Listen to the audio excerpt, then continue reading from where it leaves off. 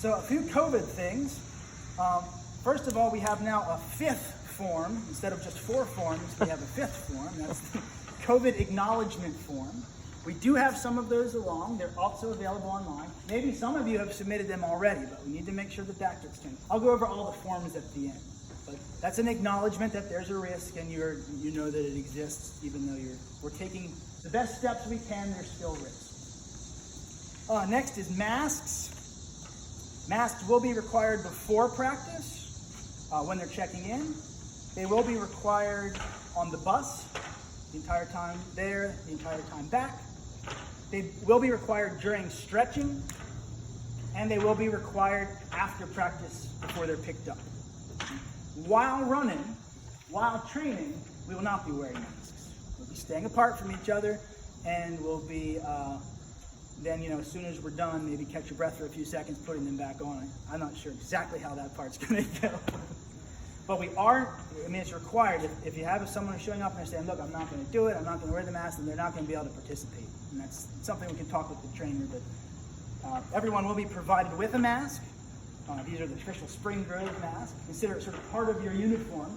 You don't have to wear this one, but you can wear this one, and everyone will have it. And the athletic trainer or director suggested when you're not wearing it, when you're running, just keep it sort of like tucked into your shorts or something, so that you have it wherever, or you don't want to find yourself where you suddenly need it and it's not available to you. It'll smell great after the hour of running. Tuck it in your shorts. Distancing, we are going to ask for social distancing, so that's going to be probably the most difficult thing, I would think, if I was a student athlete, is to not be talking with your friends over in the corner and huddled up and gossiping. You're going to have to gossip loudly from long distances. As far as when we're running, if we're running on campus, we're going to make sure you're 6 feet away front and back and left and right. When we're running along the road, we're going to have to be single file, so in that case, you're going to be 6 feet apart, but you might have to pass. So there's going to be times when you're coming up on somebody, just let them know you're coming. You go to start, do your best to get by them, and maybe not hang around and run right next to them the whole time, so you're sweating and dripping and getting all your stuff all over each other. That's probably a good rule in general. There will be a daily check-in. So this check-in we talked about will basically be each athlete needs to be asked a series of questions. We record the answers. You've been in contact with somebody who's had COVID-19. Do you have a fever? I think there's 7 questions. Yeah. For the junior high people, there is the second page in that packet is the check-in list that I will be using. I think the back of that paper has all the questions I have to go through. If you've been to a medical facility, doctor's office, whatever, they probably ran through that. We will not be taking their temperatures. I think that might be listed on there. It's like what's their temperature, but we're not going to do that. So basically for each athlete, I have to say, that list of questions and then check off no, and then go to the next one. So it's going to be a lot of fun. So that paper in the packet is not something you have to return. I wrote that across the top. I just wanted to have, show you what it looks like so you know what's going on. But you do not have to return that. The 3rd and 4th pages you will have to return. We'll talk about those later. All right. And we'll be keeping track of all of that then afterwards. And if something comes up, we know who was there, when, and we can pass that along, and the district can decide what mediation steps they want to take. Along those same lines, if you have a fever, or if you have symptoms, please don't come to practice. That would be the best way to handle that. Yeah. You're not supposed to come to school anyway, and do your best to sort of support your team by, if that's the case, keeping yourself away. But it's going to be really hard if it hits one of us. I don't know what's going to happen, but that's roll the dice. We'll figure it out. All right, a little bit more here. Water bottles was sort of brought up already. There will be no water provided by the trainer this year because we don't want a communal water source. Everyone has to bring a water bottle. If you don't have a water bottle, I won't have water for you. So it's really important that you send them along with water. And as he said, it can be filled at the end of school before practice. There's an opportunity to do that. No sharing water bottles. That's usually the case anyway. Races, I did kind of mention already. No spectators is the current rule. It's possible that could change. We're planning on having staggered starts. That was recommended by our York Adams Association for Athletics. What that means is if we have 30 runners, we're not going to line up 30 people and shoot the gun. We're probably going to we're going to send out 10. We're going to wait about 3 to 5 minutes. We're going to send out the next 10. We're going to wait 3 to 5 minutes. We're going to send out the next 10. That's going to be seeded. You know, it's going to be your 10 best, and then your next 10, your next 10. So it should still be competitive racing.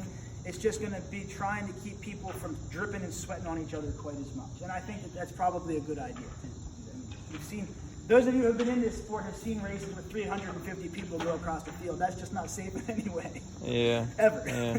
And we are going to have dual meets this year instead of like 3 or 4 teams racing each other. We're just going to have 2 teams head to head.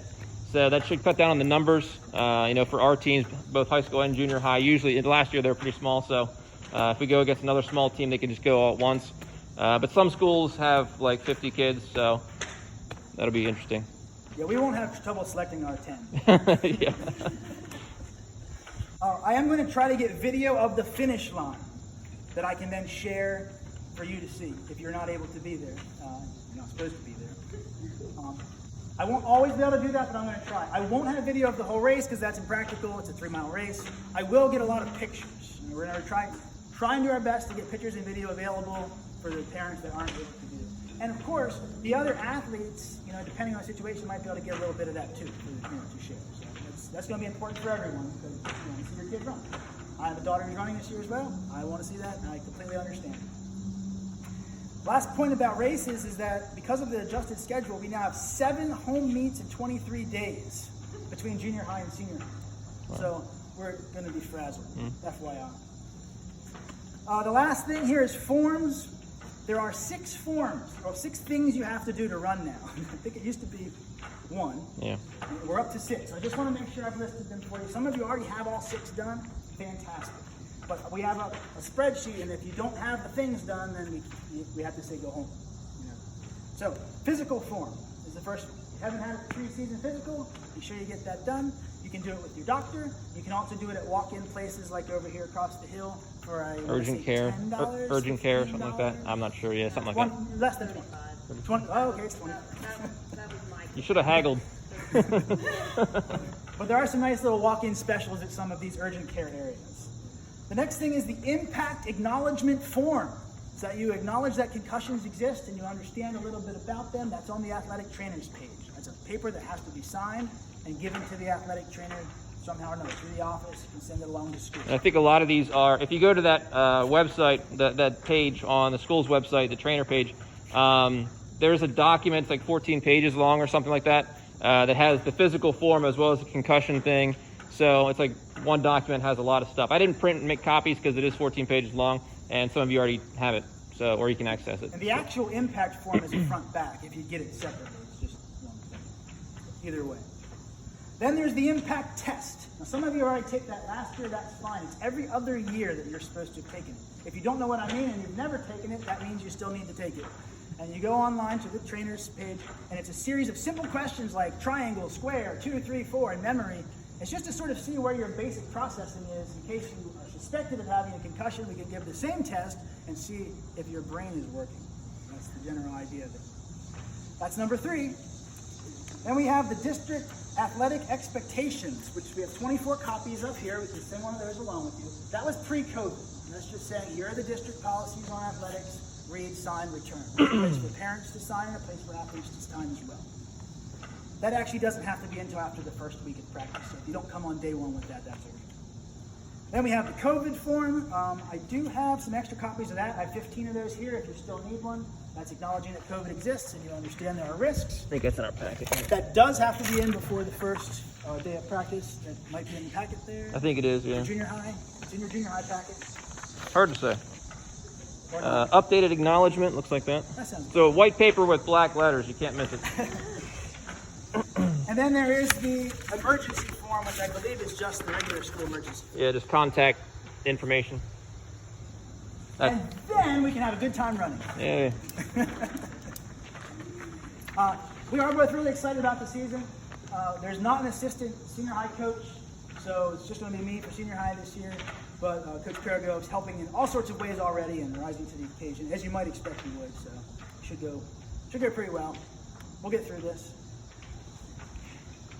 Well done. Thank you. Yeah. That ends our official presentation. Yeah. Anybody have any questions? Anything we didn't cover you want to review or ask further questions about? So more on the distance learning, you want to drop off at the high school cafeteria? Good question. I don't know. To use a phrase we've been hearing a lot this week, we're going to look into that, and we'll get back. I would say, oh geez, You I don't know. probably either want a 145 up there or 2 o'clock down here. Yeah, I think it would be easy easiest if you dropped her off at 2 here, because our plan is to get down to the stadium at 2. So if you drop her off here, she can just walk across and meet us. Because if you take her up there, she has to go into the and look around the buildings. That we're trying to keep everybody out of the building as much as possible. So thank you for bringing that up. Anybody else in that situation, learning from home? Okay. So are you junior high or high school? High school. Okay. So 3 o'clock at the stadium, and then look for Coach Parrott. Yeah. I would imagine some of the high school people have cars. They're probably going to leave and then come back. So that won't be quite as unusual. You know, you'll have some people driving in and parking and walking over. So. What's the first day of practice? The 4th. So next Friday. So we have a Friday, and then we have a long weekend, and then back to it on Tuesday. So that'll be good to give us some time to process and figure out what went right and what we need to fix and stuff like that. So. So the office at the school isn't open. So if Jacob shows up with his physical form the day of practice, will that be okay? Because he won't be able to get into the athletic trainer. I know before trainer- we used to run it up there. The trainer should be coming around that day and checking on things, and he can confirm it right there on the spot. Now, if you're able to get in a day or two before to the office, that would be. They won't let us in the office because we tried to get a work permit and they won't let us. It's a whole even process.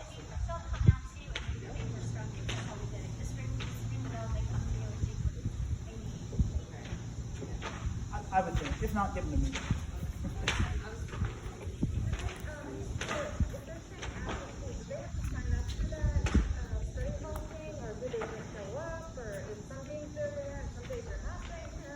So the question was, do the high school students have to sign up to be in the study hall?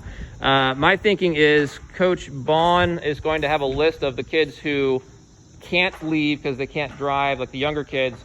If you get a list to Mr. Greg Wagner, yes, thank you, to him of who's supposed to be there, he will then tell the teachers in charge of that study hall to expect those people. So right now, in case you weren't aware of it, anybody who's staying after school for soccer, volleyball, whatever, if they can't start practice right away, they are sort of housed in the cafeteria for a study hall, we're calling it. But they basically just hang out there. They can do work if they want, but they're there supervised. We're not letting any kids wander around the school like we used to because we got to keep them supervised. So basically, the bottom line, he's going to drop off a list, and then their names will be on there. So probably the first day of practice, I guess. My understanding, and I could be wrong, is that there's a list of my roster, and if somebody shows up on Tuesday and then they don't on Wednesday, that's okay, but they sort of check in when they get there. As far as the study hall is concerned. That's my understanding for the study So hall. for the first day, I think we can just tell the teachers there, hey, we might have some kids from cross country showing up.